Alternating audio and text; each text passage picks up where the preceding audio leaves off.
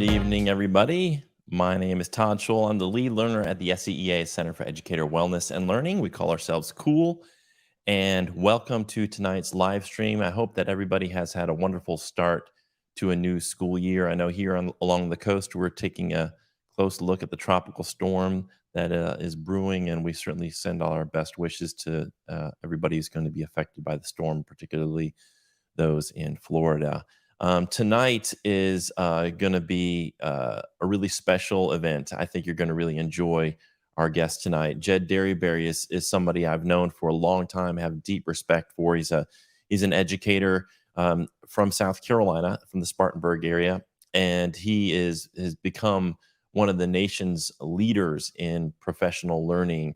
And he's written now 3 books, and he's just a ball of energy and someone who's really, really inspiring. I think you're going to really enjoy our conversation with him. Before we do that, I just want to plug a few things coming up. We have a lot going on.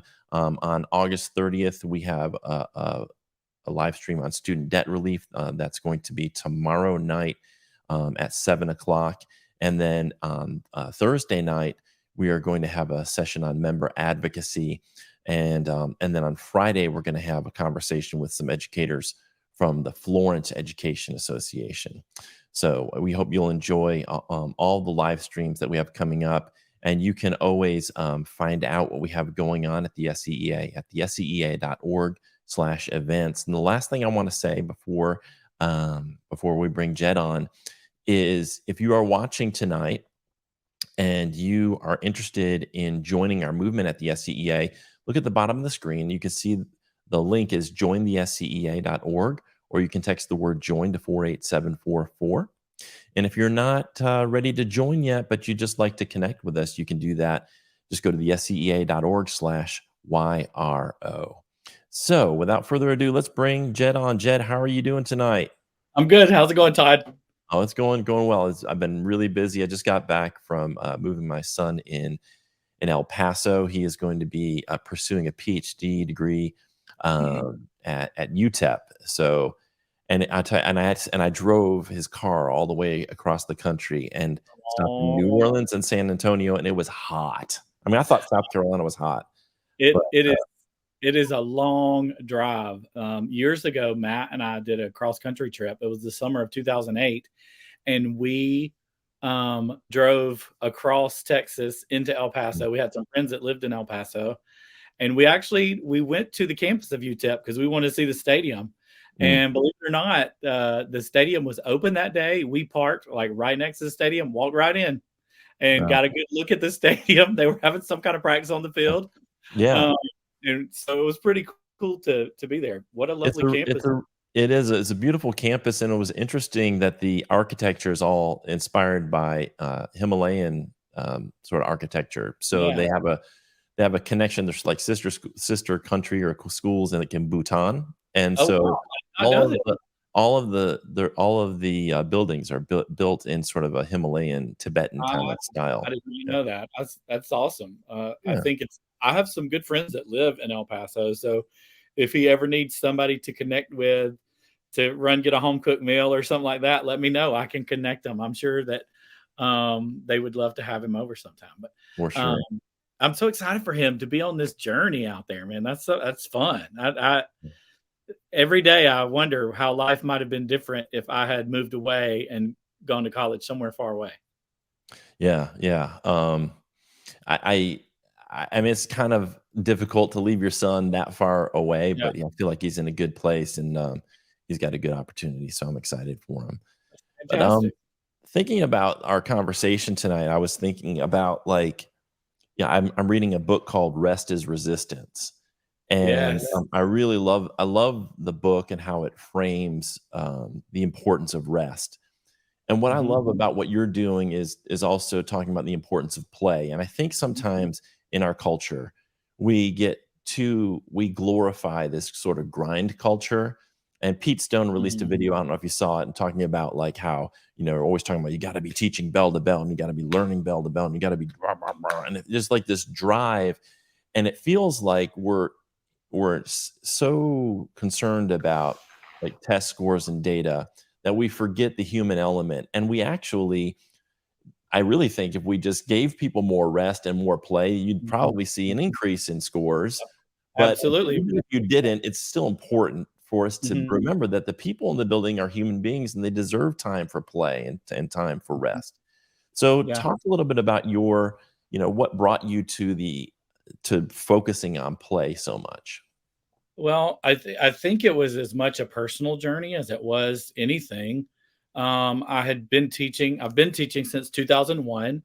And hey, Marcella, so good to see you pop up there. Love that. I love that Marcella's working with y'all now. This is I know. Right. absolutely thrilling to me. Yeah. Um, but I think it was a personal journey. I started teaching in 2001, and I saw myself getting really caught up in the grind of teaching, but not only the grind of teaching, but the grind of just what is the stereotype of being an adult. You have to look a certain way, act a certain way, behave a certain way. There was just all this pressure on me to be this adult person that I just didn't feel like it was me. Um, and if I gave you a little spin, I don't know if you can see around here in my office, but I this office that I have is a result of me putting off the stereotype of adulthood. I mean, look at this right here, for crying out loud. I got these stuffed crayons. I got my Eric, my Cabbage Patch doll, is up there that I've had since I was 8 years old.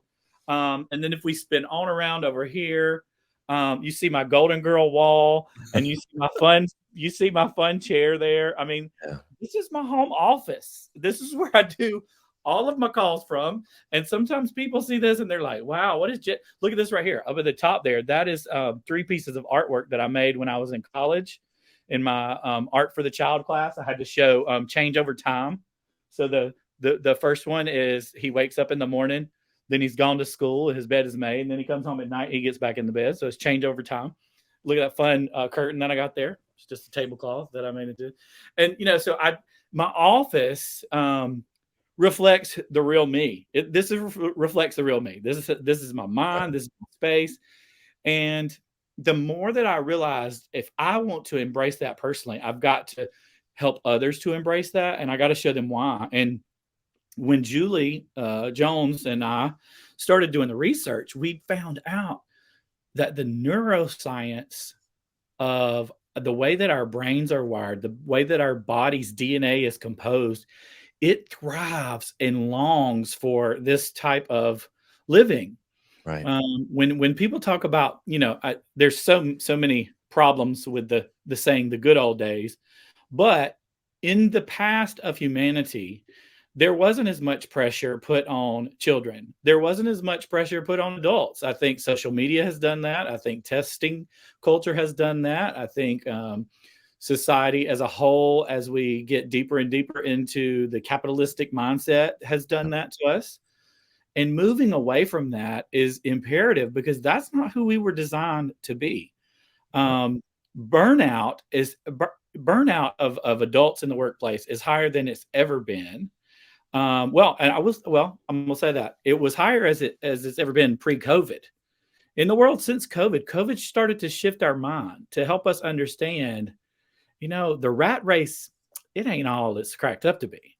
Right. And embracing play in our work, in our home life, in our classrooms, in our friendships is just a way that is going to help us decrease that burnout. It's going to help us to find our true selves and our true passions. Another thing I do is I doodle. If you follow me a lot, I doodle. This was something I did last Friday. See, today I doodled that little year 23. I colored Mhm. it. Today officially started my 23rd year of education because my college classes that I teach kicked off today. Um, I just I, I try to surround myself with things and experiences that bring me joy. It doesn't always work that way because life happens and there are things out there that will come against us. But they're so much easier to handle and to work through when I have my play reserves full, I guess you would say, my play tank full. Mhm. It just helps me to work through the process, and it also helps our students to do that. Today, when I taught my opening class for my art for the elementary curriculum course, it's my in-person course. The other 3 that I teach are online. And but when I taught this one in person today, when I explained to the students how our semester was going to work, that it is a game-based curriculum where we earn points and they choose their path. I don't dictate to them what assignments to do. When I told them every class we would make art and create, and you could feel the stress just leave their body. You know, they think and one of them even said, "Well, I'm glad we're going to have at least one class that's like this." And I grieved because I thought, man, if all their other classes are, what is perceived as rigor, we could have a whole discussion about rigor Oh, yeah. and what it really is. Play in learning is rigorous. Play in your life is rigorous. If you look at what's happening in your brain and in your body when you are playing, it is rigorous. And the neuroscience supports it. The thing I find odd in this whole, and I know I'm just talking a lot about things. As we got into the research, Todd, there was irrefutable evidence to support play and learning, but we have administrators out there who still don't understand. And to me, it's you're really showing your own ignorance as an educator if you don't understand how the brain works. To say that, to call playful teaching fluff, Right. or it's just an oxymoron to say that, because play is rigor. Well, it's interesting. One thing that really stood out, is when you talked about, our true selves, Mhm, and you showed us your room. mhm, And I recently was listening to Gabor Mate, who speaks a lot about trauma, what trauma is, mhm. and trauma is a wounding, and it's a fundamental disconnection from our authentic selves. Yeah, And the way that we heal trauma is by reconnecting with our authentic selves. And I yeah, think the systems that we've created often disconnect us from that authenticity because we feel like we have to, grow up, and we have to fit into certain molds in order to be considered successful by society. And play often is associated quit playing around. mhm, We're mhm, constantly telling people, mhm, quit playing, yeah, we yeah, got serious work to do." mhm. And we forget that play is such a fundamental part of, I think, healing from these systems that we're in. Todd, you said that beautifully. It is healing from the systems, because what happens when we play, is we let our guard down. We let our inner critic shuts off. It shuts off. Now, of course, there's some of us who struggle with perfectionism, and if we're making art as a form of play, we might be critical of our artwork.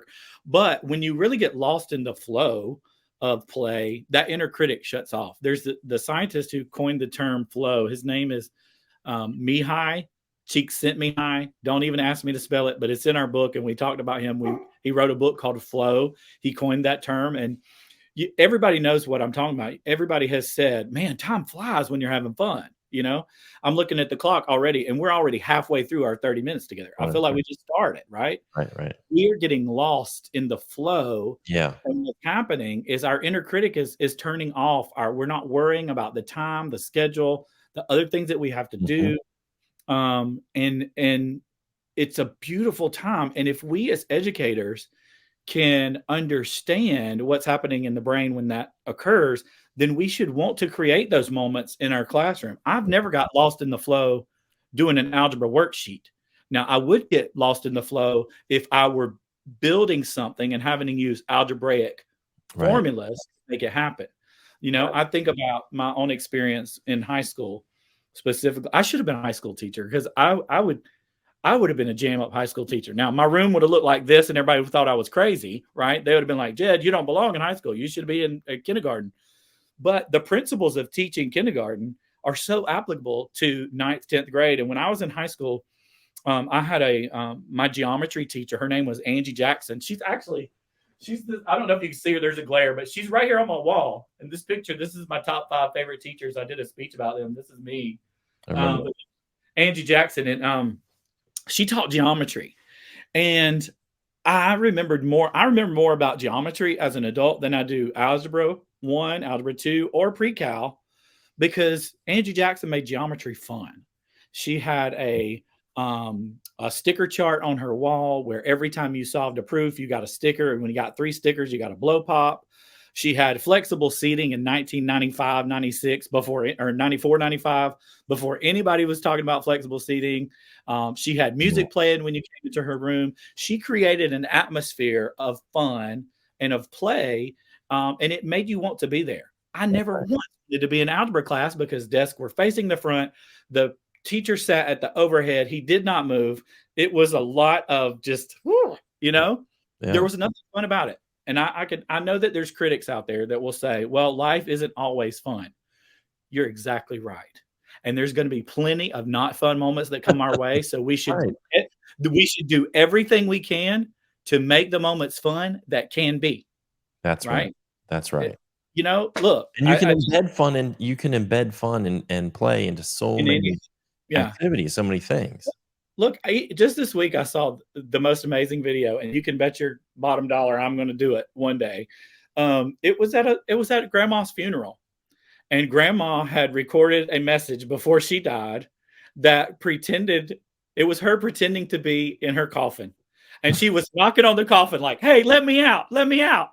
And they played this at her funeral, and Oh, amidst the tears, people started to laugh, right, and they even in those moments right, that we are grieving, we can find playful moments that will help us work through the grief. right, I can right. promise anybody who's around it, if you're around at my funeral one day, I'm making a video or a Oh, recording just like that. I wouldn't wanna miss that. I mean, I hope it doesn't happen for a long, long time, Me uh, too, but, me too. I mean, if it like it'll be an event. if it happens to me tomorrow, I don't have the video ready. But if I live to be like 90 and I know I'm on my way out, you can rest assured that I will have some kind of recording. Yeah, I love what you talked about the flow, and, there's also this thing in neuroscience called the default mode network, and this is Yeah, activated when we're just sitting around ruminating. yeah, And what we notice is through mindfulness practice or through playing music or dancing or being engaged in the type of activities that you're talking about, that we can dampen that default mode mhm, network, which is highly correlated with, depression and anxiety and these sort of unpleasant mental mhm, states. And when we get in that flow state, you actually can see the energy shift in the brain away from those temporal parts that are keeping track of time. And that's why it seems like this right, this thing's going by so quickly. yeah, Or when you're having fun, 3 or 4 hours can go by like, "Holy cow, it's already time to go." yeah, And that's because we're not keeping track of time the way we right. do in that default mode state. Yeah, and, we actually talk about the default mode network in our in both books, which is I love that you just pulled it right out there. That's your mindfulness practice there. I know that you Yeah, understand that. One of the things I found in my research, Todd, this is something that I find to be very, very interesting. When I think about teaching, the most important part of our body that's relevant to our work is the brain, right? right. Because that's what we're trying to do. We're trying to grow intelligence, and this happens in the brain. In my work across the country, I always ask, have you ever had a neuroscience course as an educator? And I mean specific neuroscience. I'm not talking about psychology, sociology. I'm not talking about human growth and development. I'm talking about neuroscience. Yeah, And it is rare that I even get one hand in a crowd of 100 people that have had neuroscience. And so part of our mission with the Playful Life and the Playful Classroom is to help people lean into that understanding of neuroscience. I think we hear the word neuroscientist, and we have stereotyped that to be a job that's only for the top 1% of mhm, the intelligence of humanity. But we all have a brain, and we can all read and understand the research. And I used to be intimidated by it myself, but as I got to dig into the research with Julie, I was like, why am I afraid of this? It's awesome to know about default sure. network and all the neurotransmitters that are released and how to get them released. Right, Like, as an educator, if you know your kids are in a slump and they need a serotonin boost, then you need to know ways to boost that serotonin. that's And right. it's not always just let's turn on Go Noodle and let them move for 5 minutes and then sit them back in a chair. sometimes you need to be up and moving and playing and experiencing the learning instead of sitting and getting the learning. Right. And as educators, we need to know how to do that. You mentioned something else. You started talking about trauma Mhm. and the effects of trauma. Um, a lot of people, they know my books, The Playful Classroom and The Playful Life. Those are the two most popular books because those are the fun ones, right? But my middle book, the one that I wrote in between I wrote it with a psychiatrist from Florida, Dr. Janet Taylor. I'll show you a picture of her. Here she is, Dr. Janet. Whoop, there she is.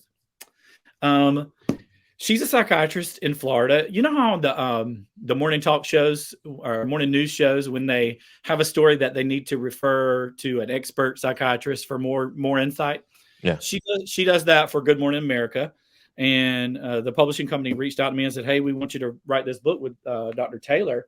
And this is all about fear and trauma and how it is affecting students, but also how it has affected teachers, um, Yes. both as in our role in teaching, but also how we bring our own trauma into the classroom. Yes. And we talk a lot about that. And honestly, I wish that I would have written this one first, and that the way to help that is this and this. That's the order that I would have written them in. But I didn't know how it was going to all play out in the world. But play and the healing of trauma go hand in hand. That's why I love the idea of play therapy. I'm a member of the American. Here, I'll show you this Association for Play Therapy. I just got that in the mail yesterday. That I read this. I'm not a play therapist. I'm not licensed or anything like that. But you can be a member of their group. This is just play therapy in multidisciplinary settings. I mean, the ideas that I get from here are just so good that they can be crossed over into curriculum and teaching and things like that. So the two go hand in hand, and so I was glad to hear you mention that, so we could bring Right. that into this too. Well, to me, it's like a teacher not knowing about neuroscience is almost like a mechanic not knowing about it, how an engine works. It's I like look, it's essential, and like the more we know about trauma, the more we know about how to heal trauma, the more we know about how the brain works and what works for different types of students mhm, and about mhm, neurodivergence and like I mhm, mean all of that stuff helps us meet student needs better. And really, my whole goal has been to rehumanize the system of education because it became so focused on standardized testing that it started mhm, to, whether it was intentional or not, started to strip away a lot of the essential things we need as humans to flourish and to be well physically, mentally, emotionally, socially. And what we've got to do is go back and look at the system because the people in the system aren't the problem. It's what the system's doing to the people. And that's yeah, why I really mhm, wanna uplift your work because getting play back into schools and making it a fun place to go to. Like, there's no reason why students and educators shouldn't go into a building and look forward to it. There's no reason why that shouldn't yeah, exist. And instead, we yeah, have so many students and teachers that, like, that are dreading going in the building mhm. every day, and it doesn't need to be Well, that I way. mean, to the teachers' credit, I get why a lot of teachers are struggling to go back right now, because it's tough. It is harder than it's ever been, and so I get that. But imagine if you can turn your classroom and into a playful space. And I'm telling you, every standard that you have to teach can be taught in a playful way. Now, disclaimer, there are some standards I would not teach playfully. If you were talking about the atrocities of Native American genocide and slavery and the Holocaust, I mean, don't turn it into some game and do something ridiculous that's going to get you on the interwebs, of course, or fired, even worse, or damage students. Let's just say that. Um, but almost every standard that you have can be made playful. But the thing I want to say about the standards, I mean, we were always taught to, when I went to college, I was taught to deliver information. That was my goal, is to deliver information. But I don't think that is my goal. My goal is to make sure and help the information stick in a meaningful, relevant, and fun way. Because I know, as well as I do, Todd, I've got a lot of information that has been thrown at me since I was in kindergarten. Mhm. if I sat down and counted out what all I remember of that, it's probably this much. Right. My That's right. alphabet, basic math, how to tie my shoes. When I was in kindergarten, I got an N on my report card because I couldn't skip. So me and my whole family practice skipping, and I finally got an S. I still remember how to skip. I mean, the basic things I remember were those foundational things. I don't know much about algebra. I don't know much about chemistry. Guess what though? I got a 100 A plus in high school chemistry. I did. I don't know anything about it. What I did, what I did was figured out how to play that game the teacher was That's doing. right. She taught Monday, Tuesday, Wednesday from the overhead. Okay. Thursday, she gave a pretest. Friday, it was the same thing as the pretest, just in a different order. So if you paid attention to the answers on Thursday when you went over the pretest, you just got Right. 100 on the test. Everybody thought I was going to be a chemist. I don't know. I don't know a thing about chemistry. That's right. Yeah. I don't. And so much of what we learn in school is coming from adults, and if we see adults who are healthy and well and laughing and having fun and enjoying learning, then that Yeah. teaches us to have that kind of spirit about it instead of it Mhm. being this like, I've got to really sit down and buckle down and be serious Yeah. about it, like, and then connect it to like grades instead of just connecting it to the natural curiosity that we all have. Um, Yeah. and allowing people to go in sort of natural directions with their curiosity.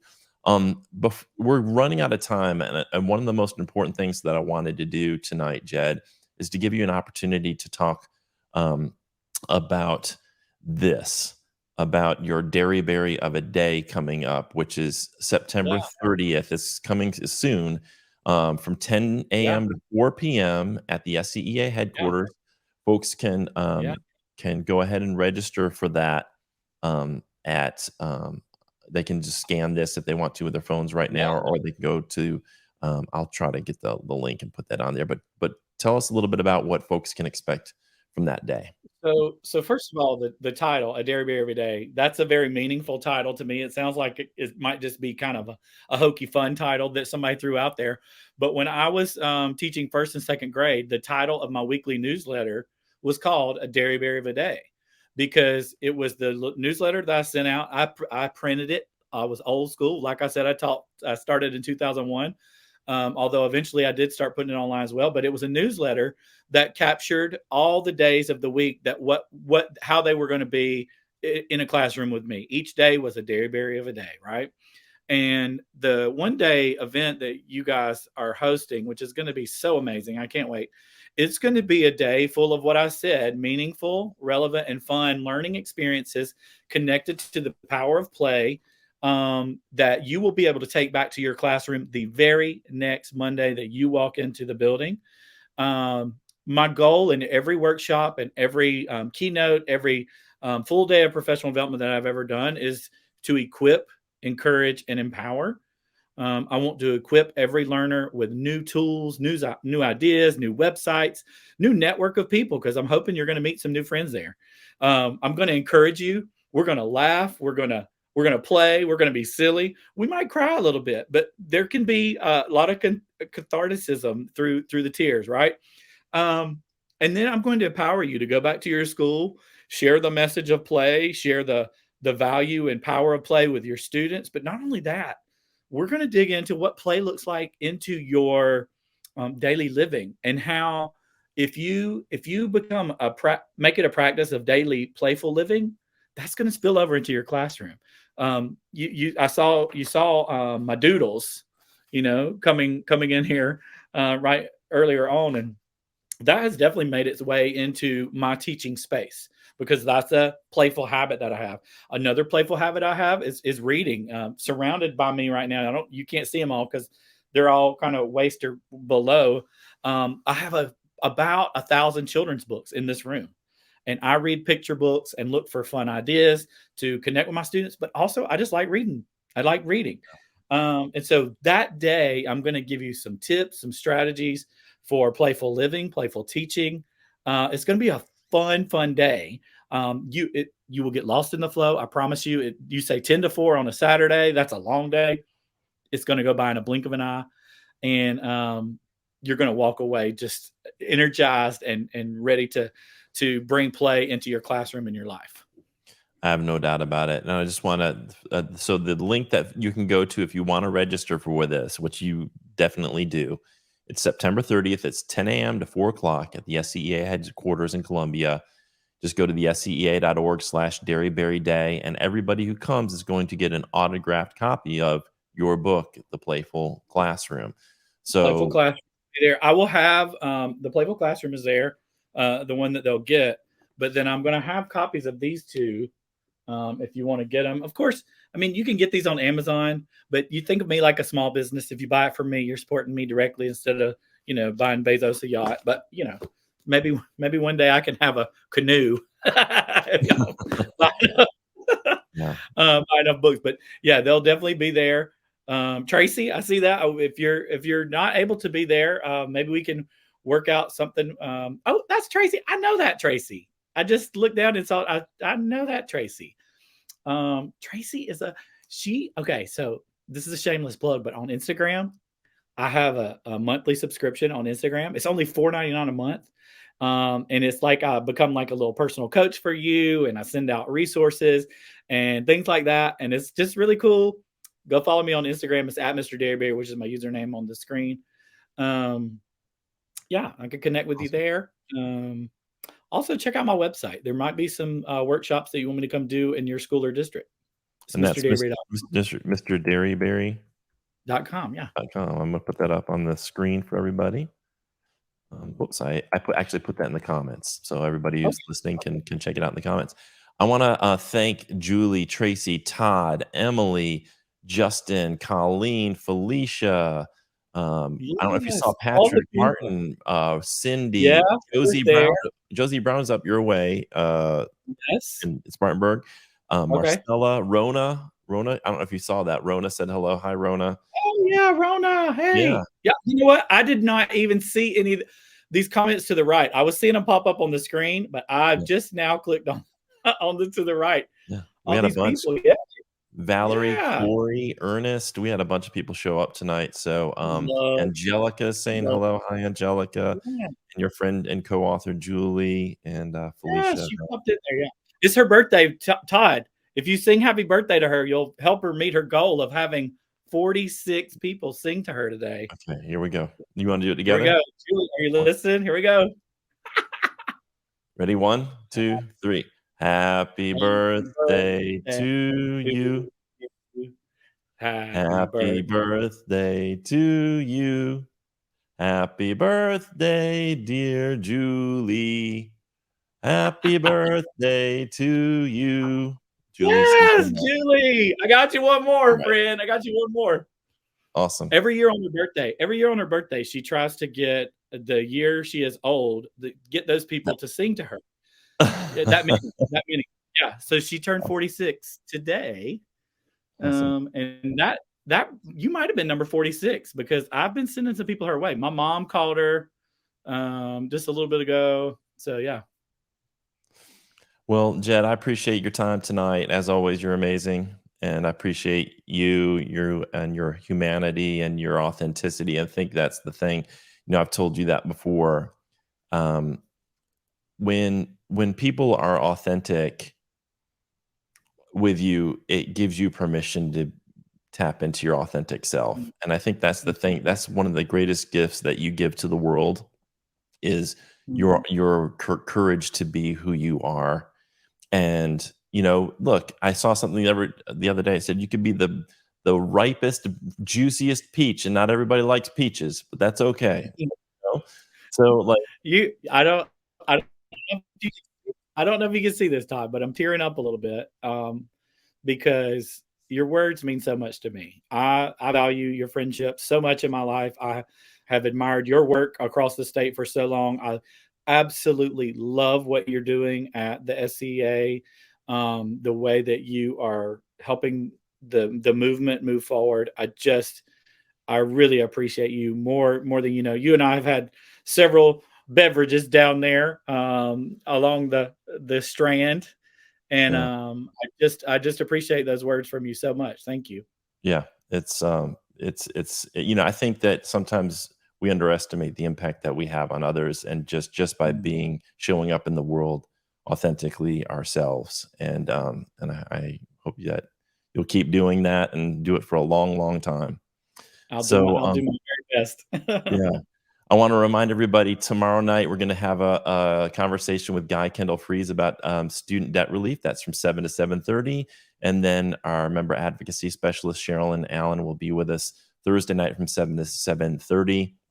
We're going to take a tour of the SCEA website on September 6th, and we're going to have a conversation called "In Defense of Books," a conversation with some South Carolina school librarians. Everybody probably knows Cassie Owens Moore and SCASL president Michelle Spires. And again, just a reminder, Dearybury of a Day coming up on Saturday, September 30th, 2023, not too long from, like about 4.5 weeks from now, 10 a.m. to 4 p.m. And I'm going to put the link up there one more time for people. This is really going to be a great day for you to come and learn with Jed and spend a fun day with him. Jed, thanks again so much for your time, and thanks to everybody who tuned in tonight. Mindy says she wants beverages. Have you met Mindy? I haven't met Mindy, but you got to meet Mindy. Anybody that wants beverage. I will say, we should plan something for the Friday night before. Okay. Because I'm going to be staying nearby that night. I booked my hotel just this week. All right. We'll reach out. You know where to reach me. We'll figure something out. Yeah. Okay. All right, Jed. All right. Thanks for everybody to tuning in tonight. And one final thing before we sign off, just want to remind you that the SCEA, I'm so proud to be a member of the union, member of the NEA, which is the largest labor union in the United States, and the SCEA, our state affiliate of the NEA. And then I'm a member of my local, which is the Horry County Education Association. And I'm so proud to be a part of an association that understands the importance of advocating for public schools at all three levels, local, state, and national. And we would love to have you as a part of our movement. If you'd like to do that, just look at the link below, join the SCEA.org, or you can text the word join to 48744. And I also want to encourage, if you are watching and you are already a member, go out and find somebody in your building this week and talk to them about our movement, because it's the more voices we have working together, the more collective power we can build and the more change we can bring to deliver the kind of schools that our educators and their students absolutely deserve. Again, thanks so much, Jed, for your time tonight. Thanks for everybody for tuning in. We've got, all right, just a couple more comments I want to bring in. All right. So yeah, we need to have 4 Scouts. Look, Mindy, that's accurate. That is so accurate, Mindy. Yes. Yeah. I like it. All right, y'all. Have a good night, everybody. Take care. All right. Bye, everybody. We'll see y'all.